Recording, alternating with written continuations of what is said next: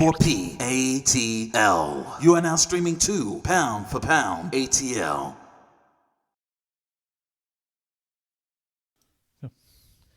What's up, y'all? Hey, man, it's Pound4Pound ATL, man. We are excited, me and JR, to be here tonight. You know, I don't know why I'm so nervous tonight. Like, this normally does not happen, but it must be about to be a very special night with the things that we got to talk about, man. Yeah, no, there's been some interesting things popping off today for sure.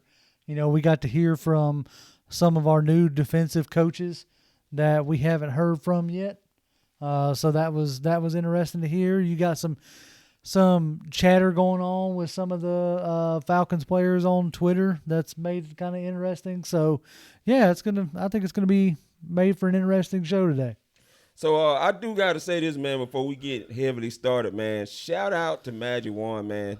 Oh yeah, for DJ sure. DJ's been watching our show and had nothing but great things to say, and he just surprised us with a drop, man, and we really appreciate that, and we definitely will be using that. Hopefully you guys heard it at the beginning of the show, man. So. Right, I'm still trying to figure some of this stuff out, so I'm hoping that for the ones who were in chat before we actually went live, I'm hoping that y'all heard that drop. I hope I did it right.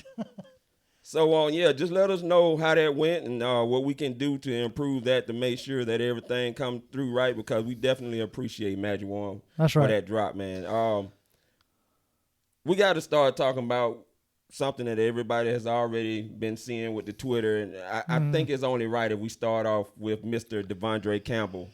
Yeah. His recent tweets from yesterday. He has been a Twitter favorite, I guess you could say, amongst Falcons fans, because he will engage. He's almost up there with Tack McKinley as far as wanting to engage with Falcons fans, whether it be good or bad or what have you. But he had some interesting things to be said.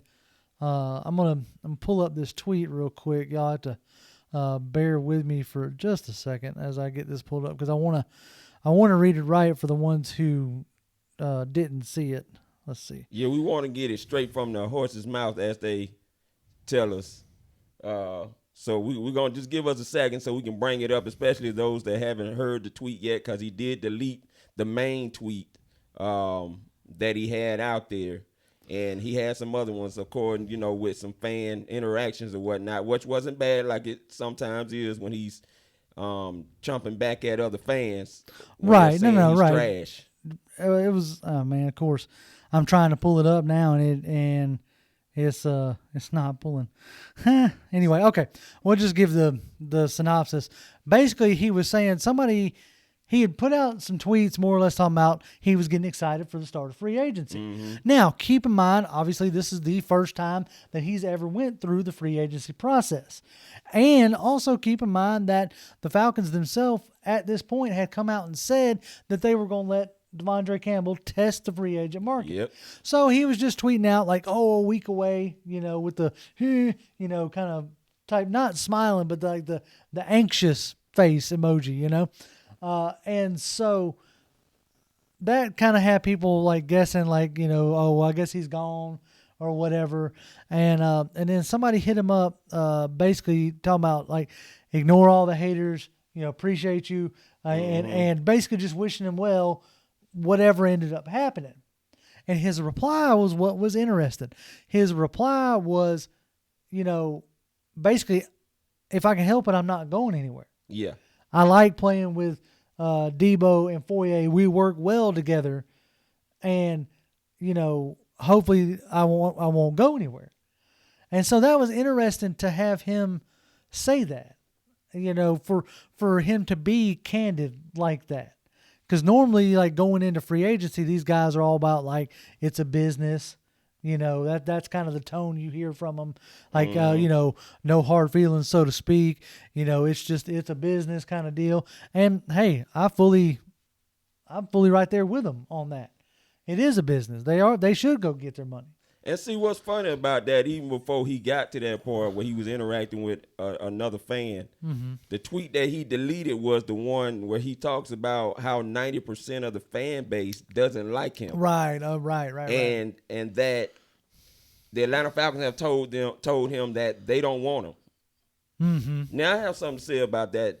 I don't believe for 1 second that Thomas Dimitroff or Dan Quinn said anything of that nature out of their mouth. But if anybody heard the interview last Friday, I believe on Andy Randy's show on 92.9 The Game, Thomas Dimitroff was on there about 1 o'clock. I went back and listened to that. And one of the things that Thomas Dimitroff said that was interesting was that players think that when their time comes around in free agency, that now it's their turn after watching other players set the market, that it's their turn to do that. Right. And Devondre Campbell is, from what I hear, is seeking somewhere between $8 to $10 million. Now, what do you think about that, JR? Dude, 8 to 10 million is just, I mean, I hate to say it, and y'all will hear me say this as we go through this process. I try not to get in anybody's pockets. Period, point blank. You know, you get what you can get, and I believe that you should try to get as much as possible. Yeah. But now, with that being said, I couldn't in good conscience pay Devondre Campbell $8 to $10 million a year. He just doesn't affect the game on that kind of level. Now, 5 to 6 mil, 7 mil with a good signing bonus, which is what I'm thinking. You know what I'm saying? Yeah. That I would feel good about, especially if you are going to try to maximize him even more talent-wise by letting him rush the passer more. Right. Because I think that's a skill set that he hasn't really tapped into that much yet. He did that quite a bit in college for Minnesota, and that's not something that the Falcons have asked him to do per se. Right. So, I mean, me myself, I think $7 million is about what I'm willing to pay as a fictional Falcons GM, you know. And I would agree to that too, because those are exactly the numbers that were in my head on Devondre Campbell. I like Devondre Campbell, but I don't think his 4 years of a catalog of his play has proven for him to be $8 to $10 million. No. That's just in my mind. Now, here's the other thing that may be getting him to want to say he wants that kind of money. If a lot of people had been watching the film during that second half of the season, you would notice that Raheem Morris played a lot more pure 4-3 defense with all three, Alakun, Deion Jones, and Devondre Campbell on the field, which is, I think he's insinuating and when last tweet, with that last tweet about them three playing well together on the field. And I think you're going to see a lot more of that because, like what you said in your video about Deion Jones being the new prototypical type linebacker. Right, exactly. What you're looking for nowadays is more of a linebacker that can cover sideline to sideline and can do more covering than necessarily running and hitting. Right. You know, does that make sense? Right. Like you're looking for a linebacker that can cover more than you're looking for a linebacker that can fill a gap. Yeah. Now, you know, Debo does a decent job at filling a gap as long as he's kept clean by the defensive line. Right. But he's definitely like the days of the old school 250, 260 pounds. Yeah, 1-2 down thumper and get thumpers. Exposed on this coverage schemes. Right. This past Happy League has put those to bed, you know, unfortunately. But if you're willing to maximize what you're doing with Devondre, you know, he's got the size and the length to cover tight ends. Right. You know, he's got, you know, pretty good coverage skills to cover backs coming out of the backfield. And, you know, he's got pass rush moves that I think could be exploited more to be used more in a mold of an Anthony Barr. Right. Which, you know, it could very well be very useful, you know, in this scheme for us. And we shall see if they're going to be able to keep him or if someone is willing to pay him what he's asking, and they probably will. I mean, these guys already know pretty much really at the Senior Bowl, kind of have a filler, especially someone like Hooper. Right. Right. Which is why he can put out a pic on his IG with his back turned and saying bye-bye, because he knows that he's going to pretty much get the money he's asking for. I mean, Hooper knows, like, okay, as far as hitting the open market with Hunter Henry looking like he's going to get the franchise tag out there in Tennessee. No, Los Angeles, the yeah. Chargers. Oh, yeah. The tight end.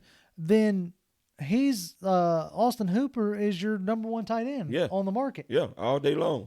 So now what a team is going to have to ask itself about Hooper is,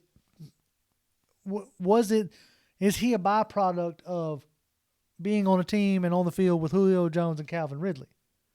You know, somebody out there put out that that a lot of his catches basically came in the soft spot of the zone. Right. Like Julio Jones or Calvin Ridley would basically vacate an area, and Hooper would come in and fill that spot, sit down, get a target.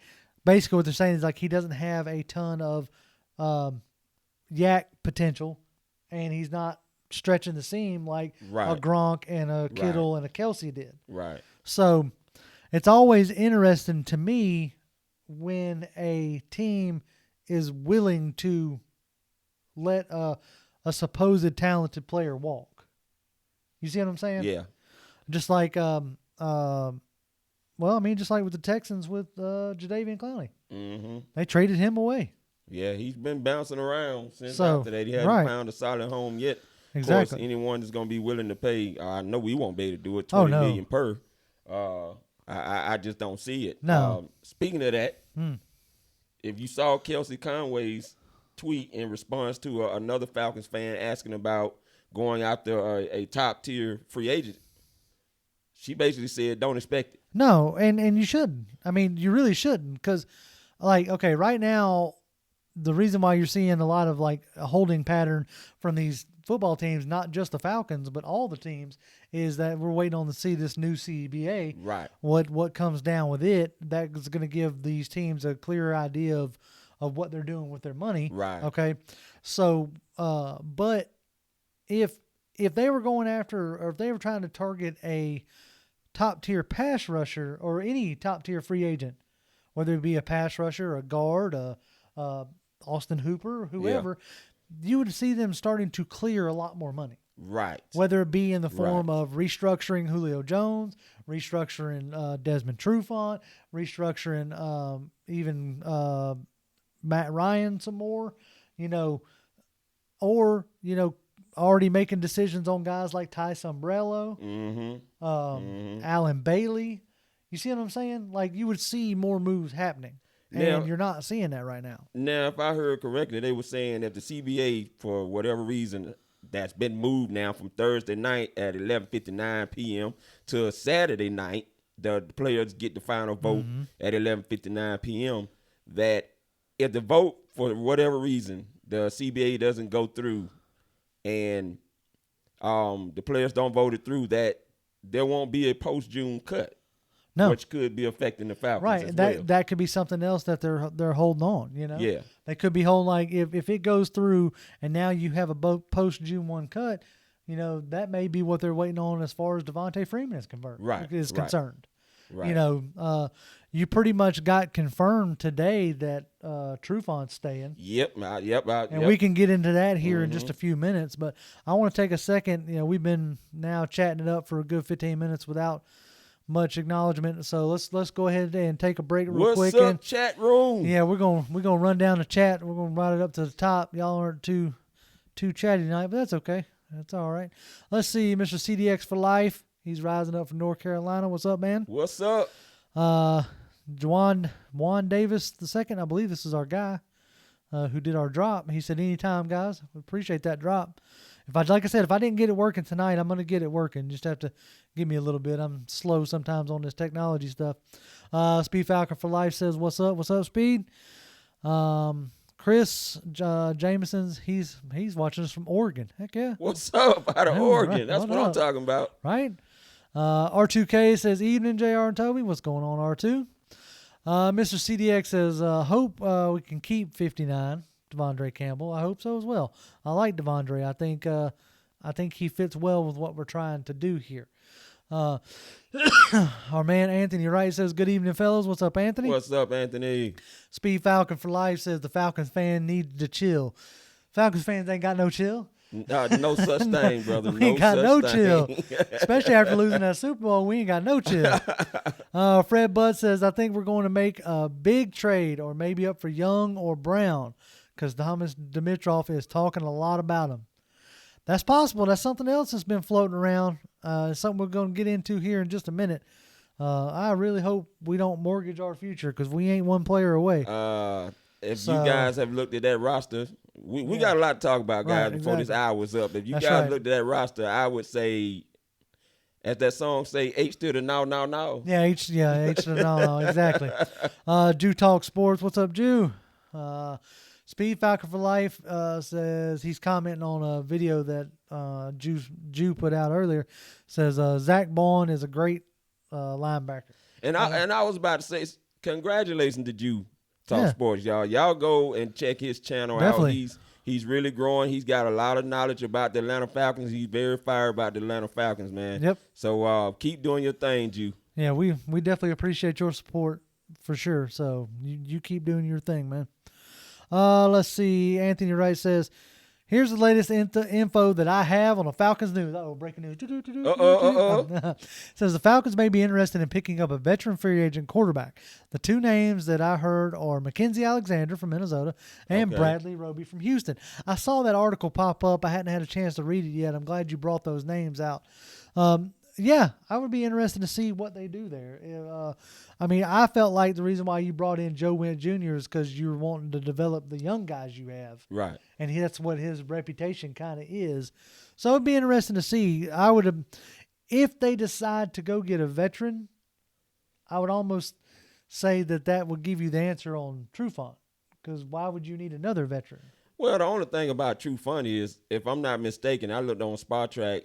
You're talking about eating $10 million in dead cap money. Yeah, but I think you'd save somewhere in the neighborhood of like $5 million, wouldn't you? Yeah, I mean you would. But that could be a post June 1 kind of thing. Yeah. If they come up with the CBA. So let's see. Speed Falcon says Trufant should restructure his deal. I agree. I would approach him about it. You spent a couple years on the DL or IR rather. DL is baseball. on the IR. So I would think that restructuring could be in his future.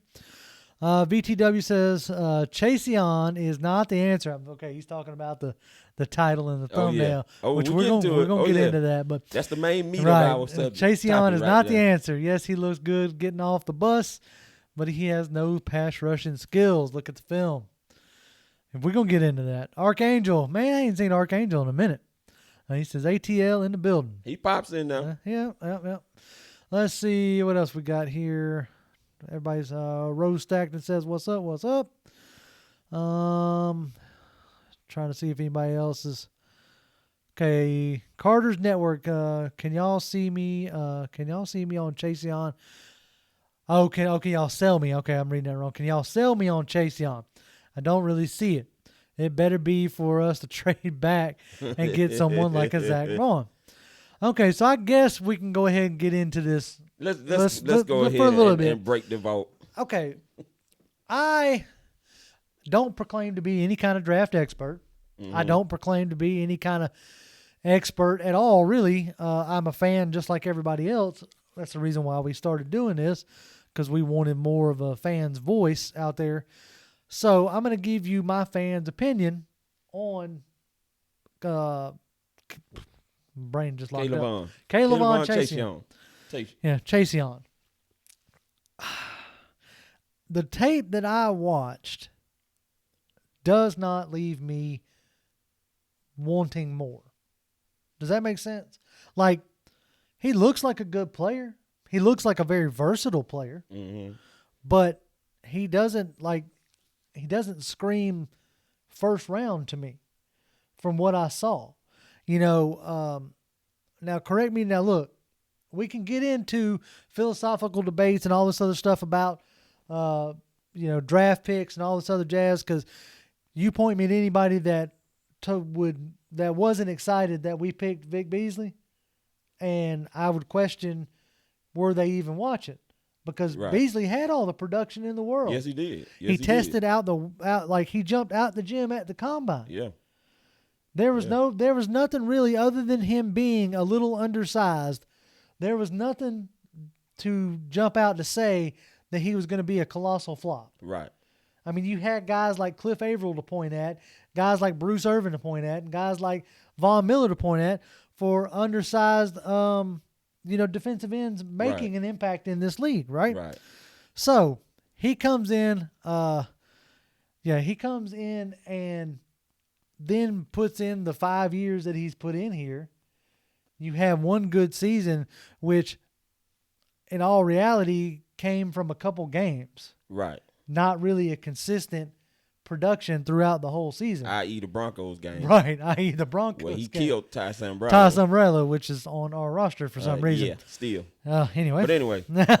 But so I take that knowledge and then I start looking at K'Lavon Chassion, and I think to myself, is this guy just another Vic Beasley? Oh, JR, don't hurt me like that, man. I mean, okay, I'll put it to you like this. If you draft him and use him the way you used Vic Beasley this season, I think you may have something. Because this season you had Beasley dropping into coverage more. You had him moving around the formations, being used more like a chess piece than Right. I'd ever remember seeing him being used like that. Right. And when I watch Chassion, that's what I see. I see a guy who does a lot of things well, but doesn't do one thing Great. fabulous. Yeah. So, I mean, that's my opinion. So, what are you thinking? Personally, I wouldn't mind Chassion. Now, I'm actually on another hype train. I'm gonna talk about him in a minute, and y'all probably gonna be shocked when I mention his name because he probably wasn't a first rounder until he's starting to now move up the draft boards.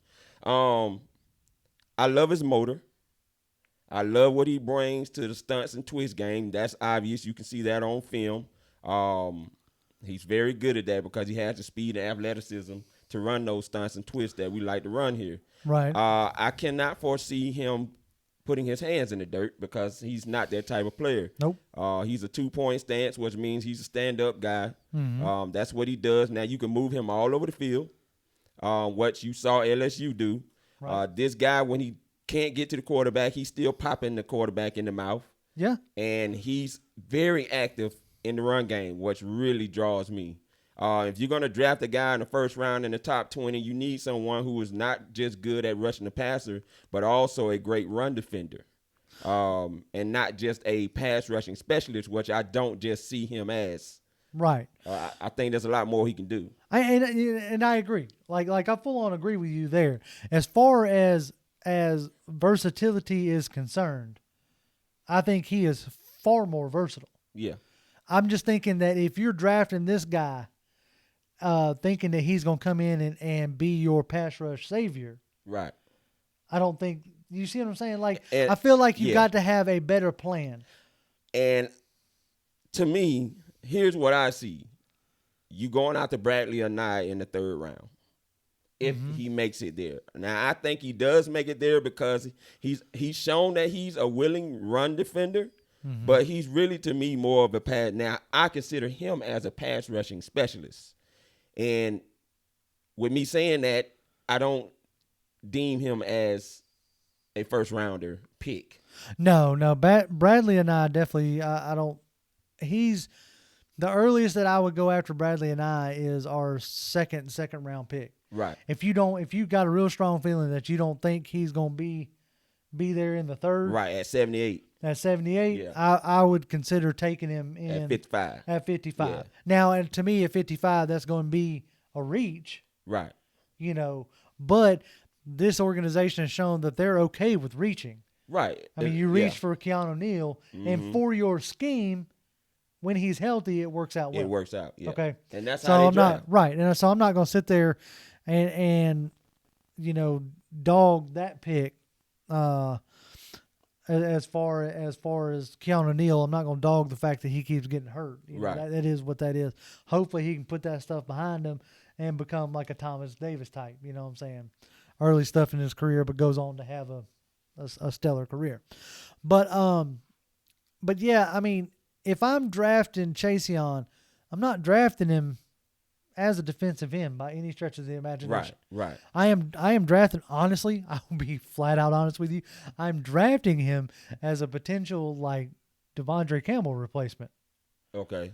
Because I see them as doing, okay, if you got Devondre Campbell, he does more linebacker things than he does pass rush things. Right. Okay, so I see Chassion as the other side of that coin. Okay. Does more pass rush things than linebacker things.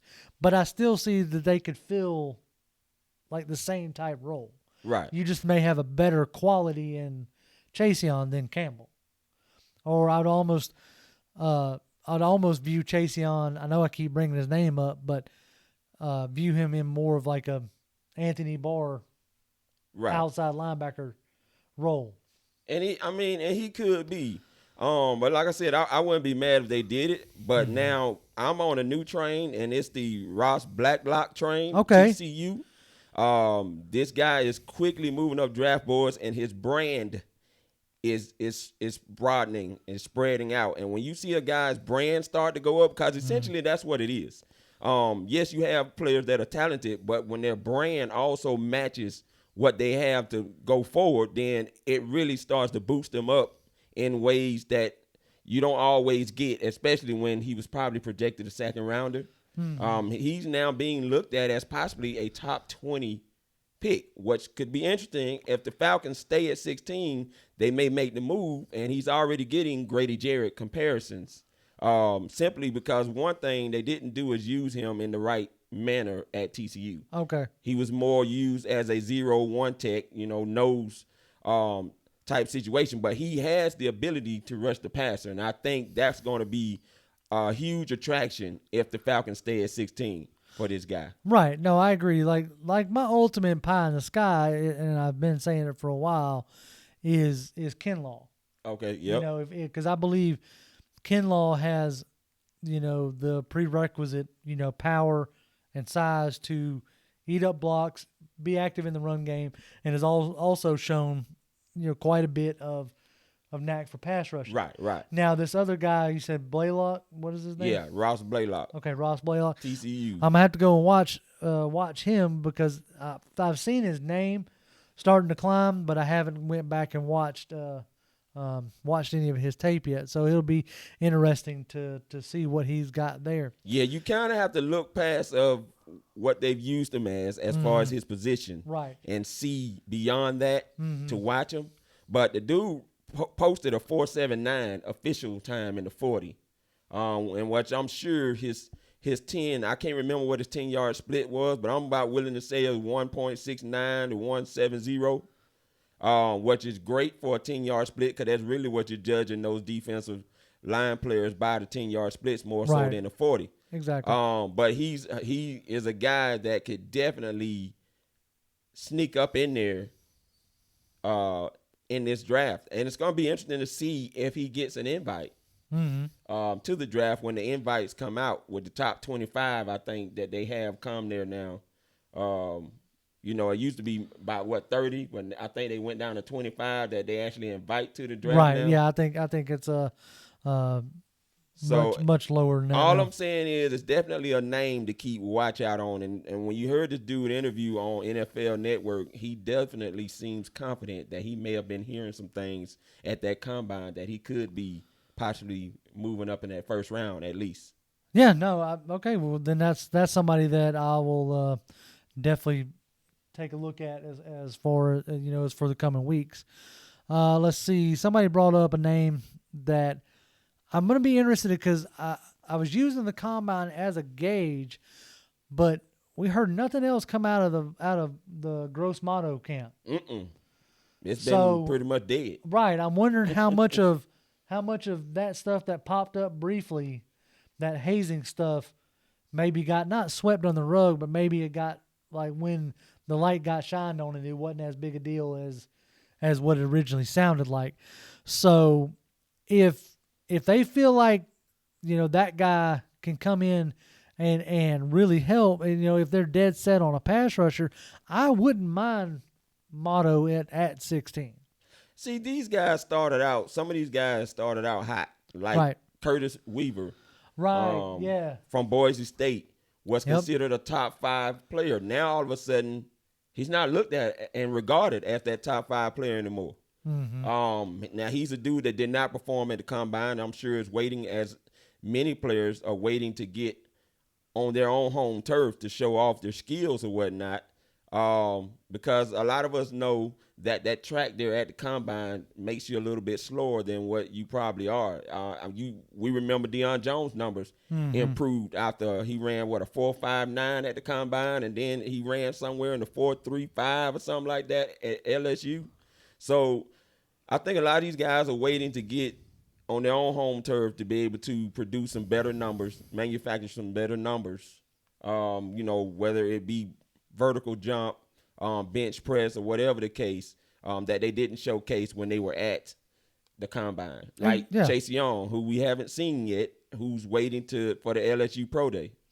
No, Ohio Pro Day. Yeah. No, I meant Chase Young. I meant you're talking about K'Lavon Chassion. Yeah, right. Yeah.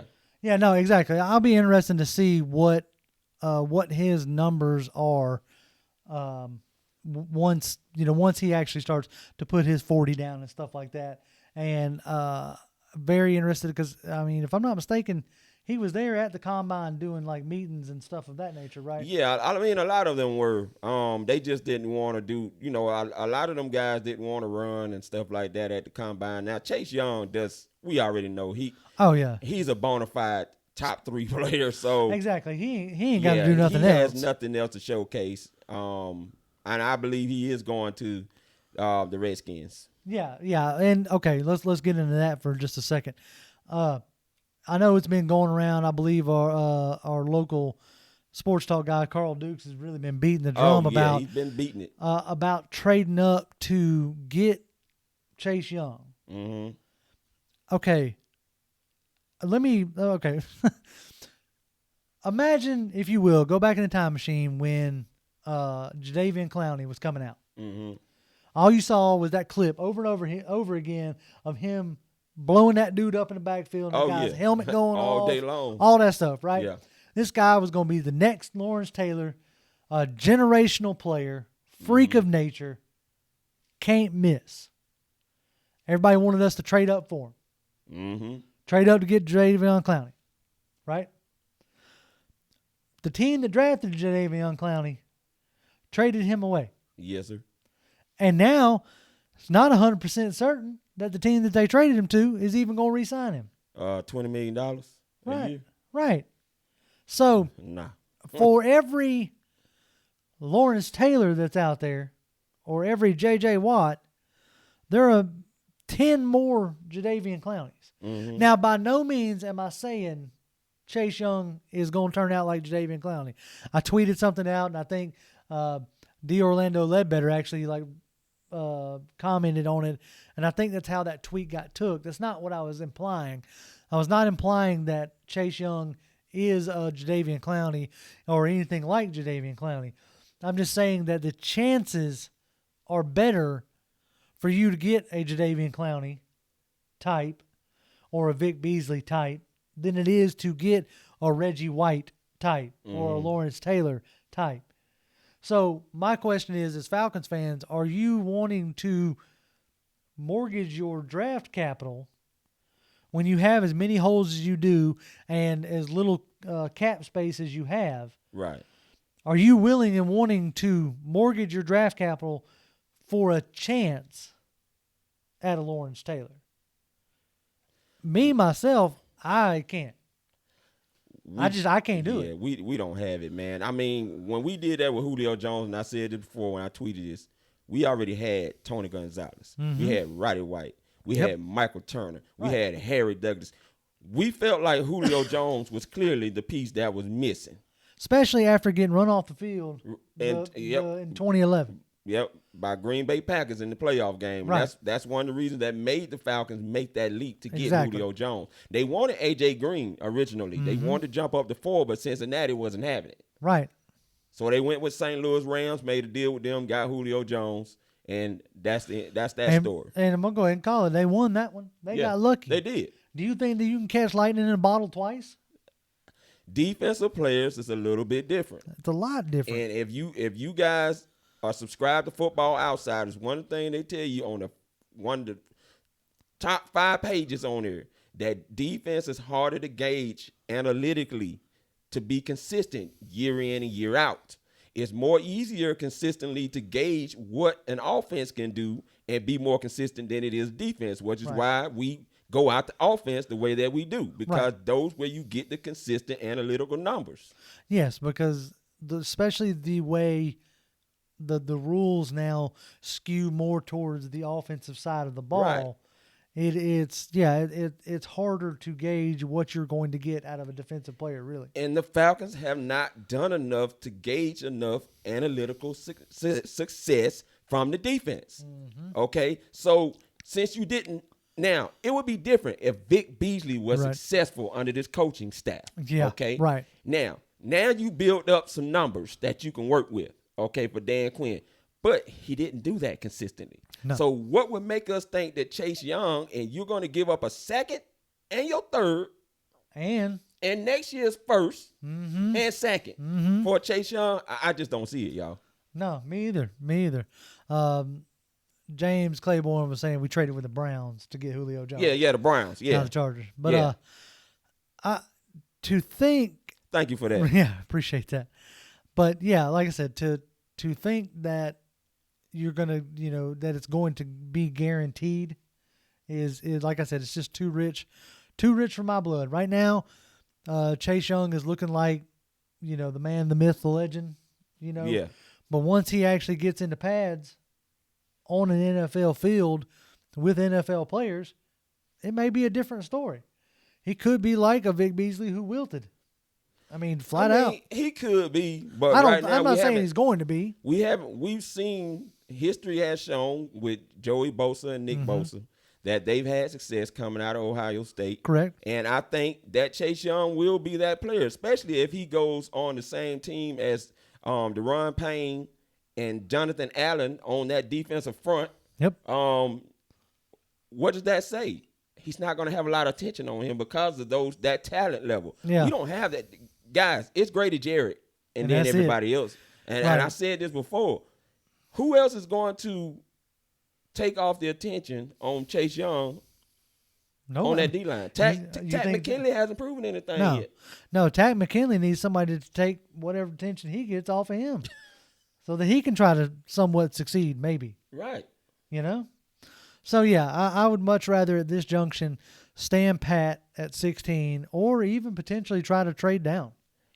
I mean, I don't know exactly what you're going to grab by trading down. Like, I think if you stand pat, I think you have a good chance of getting a solid player at 16, and then you can use those, 2 second-round picks to grab, potentially like a J.K. Dobbins, running back, or maybe even a Cam Akers, depending on if you're wanting a running back. But you also have the potential to grab some, like, solid pieces in this draft. I just don't see Arthur Blank investing in an analytical group to come to the combine just to trade up for Chase Young. You don't need that. No. It tells me that they heavily need this draft to be successful. Yeah. Okay, and they need all the players that they can get. And them first 4 picks, guys, I'm more comfortable with staying there and getting some guys that can add some value to the team. Yeah. Instead of going up for one player that we're going to have to mortgage more than what we gave up, to me, in my mind, for Julio Jones. Mm-hmm. Yeah, no, exactly. Anthony Wright was talking about we traded from 16 to 21 with Philly, and they trade us their second and third round picks. Now that gives us 3 second-rounders and 2 third-rounders. I mean, you could get some, like, if you had 3 second-rounders, right, you could pick up say you trade back with Philly, right? And you grab, that's just outside your top 20, and you grab Blaylock, right, in the first round. Say that's your first round, you pair him with Grady Jarrett. Then in the second round, you got 3 second-rounders. Maybe you pick up Zach Braun if he's still there, or that Uche out of Michigan. Yeah. And even maybe go ahead and reach a little bit and grab Bradley and I. Make sure you get him as well. Now you could potentially start, mixing and matching with some of these guys. Maybe add some corners because I do believe, I know a lot of y'all commented on it, and I appreciate y'all watching it and commenting, but I believe that we have a better chance this year of making our secondary elite and then we do our defensive line. And I would second that motion. Because if we can get our back end, excuse me, if we can get our back end to be a shutdown back end, you're going to start producing more sacks. Yeah. You're going to start giving, this stuff works hand in hand. Mm-hmm. If you have a good dominant D-line, now your secondary doesn't have to cover as long. Right. If you have a strong secondary that can hold and can cover, now your defensive line doesn't have to be uber talented. Yes, sir. These things work in concert. And I think that's exactly what the Falcons are going to have to do. Right.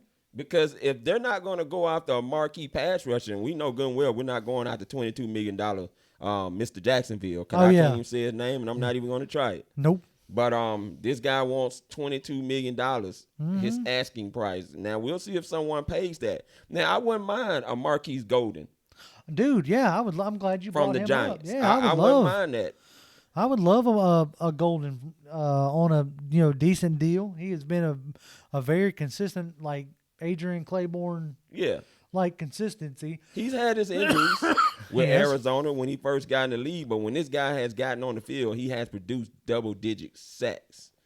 Okay, yes, I know sacks are not everything, but, we had some Giants fans when I was reading about him was saying, well, he did that with a garbage D-line. Then you had someone was saying a lot of those sacks he got was because he was left wide open. Well, isn't that the goal of a D-line, that's a free runner to the quarterback? That's right. So, hey, that's fine at this junction. I would – Cody Paul's over here because I guess we're talking about a secondary. He said, then you better replace Oliver. Well, y'all got to give Oliver a little bit more of a chance. I mean, last year Oliver did a lot better in the second half than the first half. Right. But still. I agree. I mean, yeah, Oliver's got to play better, obviously. Yeah. I just feel like we're closer to having I guess with DeMonte Casey and with Ricardo Allen, was possibly getting Keanu Neal back and Desmond Trufant back, I feel like we have a better chance of having a, stout secondary right now. And you can tell that during the clip and listening to Joe Witt Jr., he was very glowing about KZ and Ricardo Allen and what he could possibly do with those two guys. Oh, yeah. I mean, it is endless with where you can put them guys on the field. And I think that's what he's looking at. I mean, these guys, the versatility that we will have in the secondary, you can move guys around anywhere to match up anywhere on the field. Yeah. And you have, like that versatility makes you scheme versatile. Yes. Like there are some teams that are scheme dependent, and there are some teams that are scheme versatile. Guess what? The New England Patriots for a very long time were scheme versatile. Yeah. And, that won them a lot of games. And that one, especially on the defensive side of the ball, they let players walk consistently and were still able to get production because of the type of players that they had. Yeah. So it'll be interesting to see how it all unfolds. Let's see. Anthony Wright says, I've also heard that the Falcons are looking at free agent defensive tackle Jordan Phillips from Buffalo. That would be amazing. I like Jordan Phillips coming out of college. And when he got traded from Miami up to Buffalo, I was like, man, because I don't think Buffalo gave him much of anything for him. Well, how much okay, I mean, as long as he is – we all know by now how the Falcons do things. It depends on what his price is going to be. Exactly. If it's not that much and we can get maybe 2-3 second-tier free agents – right now we're renting players with John Wetzel getting cut and brought back. Cut and brought back. I think Von McClure put a total of 11 times. Jeez. That's been nuts. Steven Means is back, signed a 1-year deal.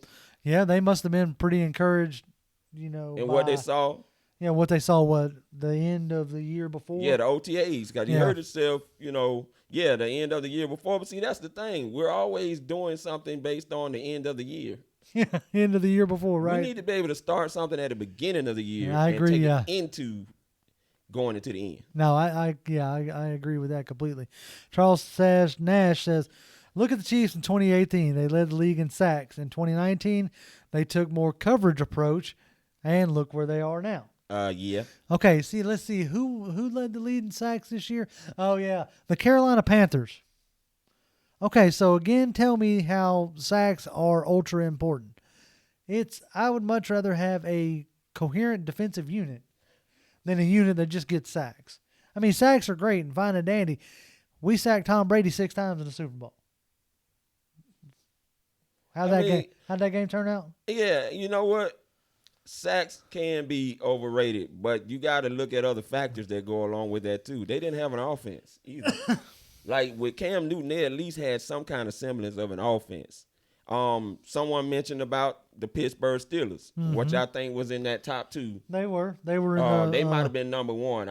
I'm thinking. And it was either them or the Panthers. It was on a tweet that I saw. Either way it goes, they did have a lot of sacks. Right. Okay, but their offense struggled because they didn't have Ben Roethlisberger for one. And so you got to mix in other factors that cause them not to make the playoffs. Now, for the Falcons, 28 sacks, guys, and like I said before, Cleveland Browns had 27.5, and that was just on the front alone last year. Yep. With Myles Garrett leading the way. Well, with Myles Garrett being suspended after knocking out. And he still got 10 sacks. Yeah. Even after getting suspended the last few games. Yep. And let's see. Archangel brought up, said if it was up to me, we would bring in Fowler and get Kinlaw. Now, I would be down for bringing in Dante Fowler Jr. If his price is where we can afford it, bring him in. Of course. I just don't know if the Falcons are going to. You look, like Dan Quinn always say, they go out and they get free agents to complement the draft picks that they draft. Right. Unfortunately, like you and I were talking before we started the show, how many star draft picks have they had besides Grady Jarrett and Deion Jones? I'm talking about star picks that have actually made the Pro Bowl. Now, we know Vic Beasley made it, but he hadn't been consistent. Yeah, I mean, you had Austin Hooper. Yeah. But you ain't going to keep him.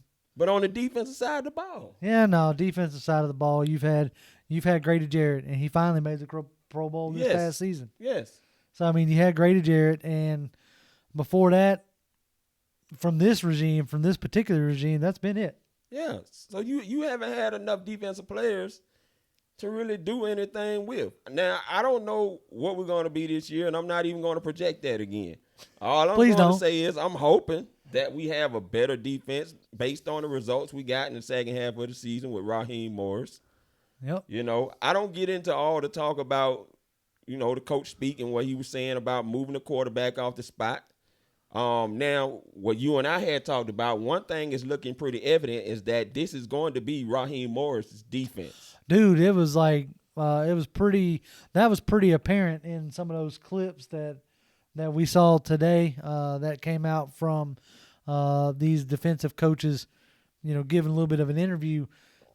I think it was Joe Witt Jr. Yeah. Like straight up said, it's whatever Raheem wants. Yeah. And I was like, okay, that kind of stood out to me. That made me feel like maybe Dan Quinn's going to let Morris just run with it. And I think he is. I mean, you already saw a lot of Raheem Morris fingerprints all over that defense, especially them playing that 4-3. They was playing that quite regularly during the season at the second half, which is something like I said when you was talking about with the linebackers. Now, with the linebackers you have nowadays, it's not having your two thumpers and the one that can cover and the two thumpers get exposed. Right. Now you got 3 linebackers now because of so much coverage they have to do in college with all the passing, especially in the Big 12, that that can really cover now and not just be run thumpers. No, you definitely have to be more of a coverage guy, and to the point where you can almost become, funny that you could almost do like what Mike Nolan was attempting to do with that amoeba defense. Right. But with the back end, I mean, if you fill the back end with Ricardo Allen, DeMonte Casey, Keanu Neal, and then like at the Keanu Neal point, you get a mix in with the linebackers. It's like past that front four, it almost becomes just an amoeba back there. But you heard Raheem Morris and Joe Witt Jr. hint to that. That's exactly what you're going to see them start doing with guys just moving all around the place post snap. Right. In the back end. And I think that's where you need to strengthen it. I think so. I mean, that's the more I'm looking at this, this draft class, our cap space, and the guys that are hitting free agency, I think it's going to be more of a trying to strengthen the secondary and possibly the linebacking core. Like I said, they re-signed Stephen Means. You haven't heard peep one about what they're doing with Alan Bailey. And so, you got him. You got Deidre Sanat getting belly beat up on Instagram. And, you haven't heard one way or the other whether they're planning on actually bringing back Tyler Davidson. We're all kind of assuming that they might, but don't know what his price tag is going to be. And it shouldn't be much. I wouldn't think so. He would get more than $4 or $5 million per. Right. At least in my mind, I wouldn't think. But I mean, he may feel differently, which most players should and will. Right. But I tweeted last night that I would love to have Danny Shelton. Oh yeah, dude. I would. He I would like to arguably have... had his best year yet. As a New England Patriot. Now he's more of a nose tackle, true nose tackle. I mean, the man is huge. But I wouldn't mind having him. And if we went out to someone like a Jabal Sheard, another guy that may not come in as high on the dollar as most players, a second tier guy that can come in. I mean, he produced 4.5 sacks, had 20 pressures. If I saw that right on Pro Football Reference. So I think he's a guy that can still give you something. I think right now it's coming from Indianapolis Colts. Yep. He can give you something to work with if you don't go out to Tyler Davidson. Now, I'm not under the mindset of paying Dontario Poe $8 to $9 million to come back to it. No, I mean, he played well for us, but he didn't give you the pass rush that you thought you were going to get out of him. He gave you some run stuffing, but in this day and age, it can't just be run stuffing. You got to be able to do more than just that. And what Danny Shelton was able to do. Exactly. I wouldn't mind. Season. Right. I wouldn't mind getting getting somebody like a Danny Shelton, or even like you talk about like low rent players or whatever. But Carl Nassib. Yep. From Tampa Bay, or even Shaq Lawson, a former first rounder that may not be back with the Bills. Yeah. So let's see. Anthony writes, I've seen this name pop up quite a bit. The J.R. Reed kid out of Georgia. Could be a special teamer and to be a safety backup for Ricardo or Keanu. That might be an interesting pick, as far as the draft goes. And then Archangel said, you should do whatever it takes to help the team. We are pretty much built to win now. Too much talent on this team. I think he was referring to just trying to get what we can, I think. Yes, we're missing a couple pieces here and there from a Super Bowl. Yeah, I mean, we are missing a few pieces. That's why I don't think mortgaging the draft is going to be a smart play. That defensive tackle position right now with basically all your defensive tackles in free agency, Jack Crawford, Tyler Davidson. I mean, and then you got other guys on that defensive tackle unit that is in free agency right now. You're rebuilding that defensive line.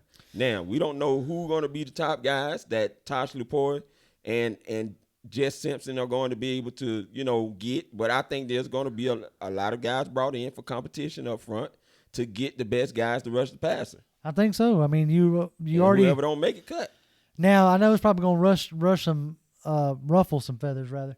But that Tosh Lupoi was talking about, he was focusing on the process, not necessarily the product on the field. And I didn't know exactly how to take that. I do. Okay, all right, cool. I do. Yeah, because I was listening to that going, Boy, that really Yes. sounds like he don't care what happens on the field. It's no. What it sounds like is that they are reevaluating Tad McKinley's routine that he goes through to get ready on game day. Okay, And that's what it okay. sounds like. And I said this on my video that Tad, the last couple of years, just have not seemed like he has been in it. It's like he hasn't been there on game day. It's like he's zoned out. Right. So what Tosh Lupoi wants to do is to refocus him to get him ready to play. And this is what I was talking about, bringing that fire out, because we know Tad McKinley has it. He showed it when he got drafted. I wonder, and this is just pure, like, full-on speculation. I wonder if being in the same room with, like, in the same company, so to speak, as Beasley may have had a negative impact. Like, you know, instead of them two challenging each other, like, let's have a race to the quarterback, see who gets there first kind of mentality. Right. It was more or Like less the Smith boys did right, in Green Bay. Exactly. Instead of them two challenging each other, did they just kind of end up like slacking off, so to speak. And so, yeah, it'd be interesting if we bring in somebody like I've seen the name pop up a handful of times, like a Robert Quinn or even like a Dante Fowler. I mean, if somehow they figure out how to get Dante Fowler in here and he's as fired up as he sounds like, that would be interesting if he shows that on the field, you know? See, if this CBA, for whatever reason, I don't see why it wouldn't get passed. I'm not a lawyer or a player rep. I don't know anything about that stuff. I mean, to me, if you sending me 446 pages of some stuff, yeah, I would want to have someone to check that out. I mean, I definitely. I mean, I don't blame the players for that. No, I don't either. But we shall see at 11:59 on Saturday, right before the no tampering rule goes into effect on March 15th, when players are able to really start talking to other reps and player team reps and stuff like that for contract negotiations. What really, guys, they already have a filler. Like I said, Senior Bowl and Combine, right. what they're possibly going to be worth. Exactly. No, I agree. Charleston Nash just asked us an interesting question that I want to pose to you. He said, what's y'all's dream mock draft with Fowler edition? So he's proposing that we sign Dante Fowler. What would your – well, I'm not going to do a full draft, but we'll just give the first 3 picks. Oh, I got my first 3 players right now. Okay, what you got? Kinlaw. Okay. That's number 1. Number 1, got you. Bryce Hall out of Virginia. Okay. The cornerback there. One of the guys that Joe Witt Jr. was describing that can take the ball away. He don't wait on the ball to come to him. He takes it away from you. Okay. Okay, he takes it to the house. And, of course, third guy, Bradley and I. All right, I'm gonna echo what you said with Kinlaw. Okay. Like I said, I'm gonna put it on record. I will. This probably almost guarantees that it ain't gonna happen, since I'm so daggum adamant about it. But put on record, that Kinlaw is the guy I want in the draft. Okay. So I would take Kinlaw number 1. Number 2, I'm gonna go a little different, only because I feel like if we get him an ultra talented player, that he'll actually maybe use or be forced to use it. Okay.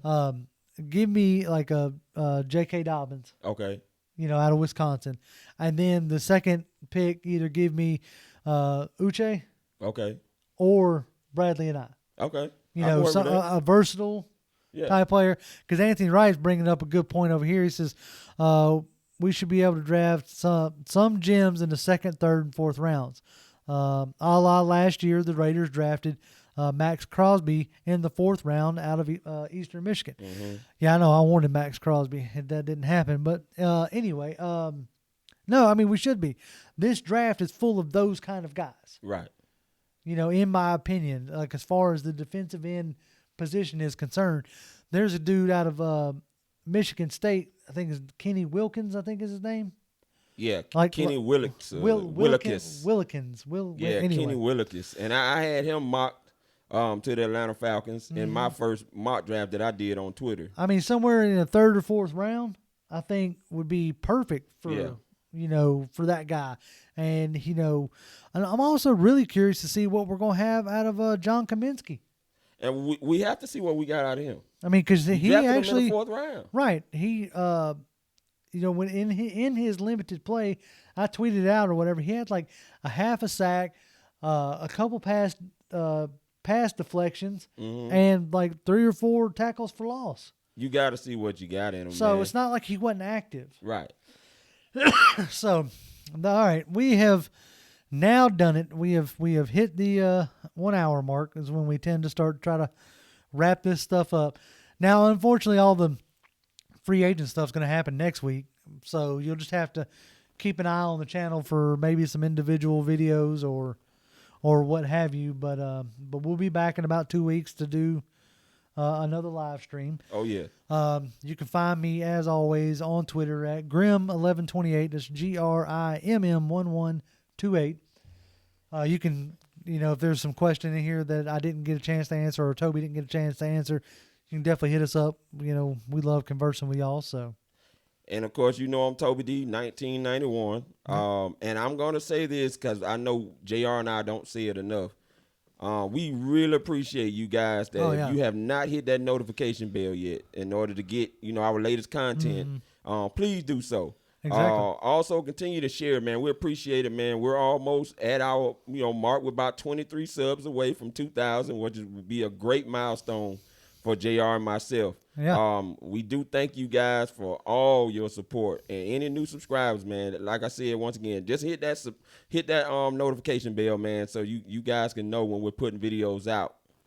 That's it. And I guess that takes care of it for us this week. And as always, Falcons fans, rise up.